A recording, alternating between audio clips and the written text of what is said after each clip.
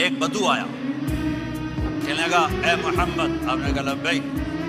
آپ بدتمیزی کا جواب ہمیشہ محبت سے دیتے تھے. آپ نے کہا لبیک. کہنے لگا 3 باتیں سمجھ میں نہیں آتی تمہاری. آپ نے کہا کیا؟ کہ تم کہتے ہو ہم باپ دادے کا دین چھوڑ کر تیرے دین پر آئیں گے، ہم کیوں چھوڑیں گے؟ اچھا، اور کہ تم کہتے ہو روم فتح ہو جائے گا، ایران فتح ہو جائے گا، اتنے بڑے بادشاہ کہ تیرے فقیر بندے کیسے فتح کریں گے؟ اچھا. تیسری کہ تم کہتے ہو مر کے مٹی ہو کر پھر زندہ کیے جائیں گے. کون زندہ ہوا ہے آج تک؟ کوئی بیو دادا ساڈا اٹھی تے قبریں سارے موئے پہ کتھوں آ گئے؟ آپ مسکرائے. آپ نے کہا لعلک تطول بک الحیا، انشاءاللہ تیری زندگی لمبی ہوگی، تو دیکھے گا سارا عرب میرا کلمہ پڑھے گا، ایران اور روم بھی اٹھ کے آئے گا. اور باقی رہے گی تیسری بات مر کے اٹھنے والی، تو اس نے تیرا ہاتھ پکڑ کے تجھے بتاؤں گا.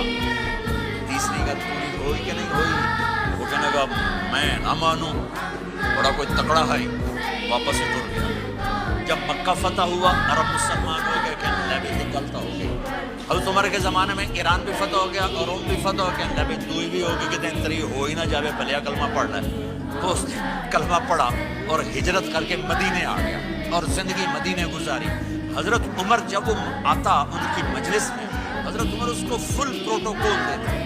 تو صحابہ حیران ہوتے ہیں، ایک بدو کے لیے عمر جیسا بندہ پروٹوکول کیوں دیتا ہے؟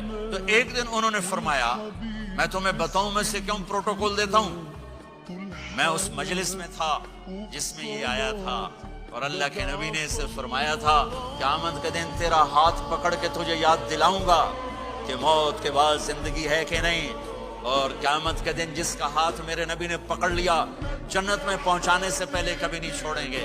لہٰذا یہ بڑا خصوصی آدمی ہے، اس کو میرے نبی نے پکڑ کے جنت میں پہنچانا ہے. میرے بھائی بہنوں میں یہ کہنے آیا ہوں، اپنے ہاتھ چھڑا کر نبی کے ہاتھوں میں دے دو.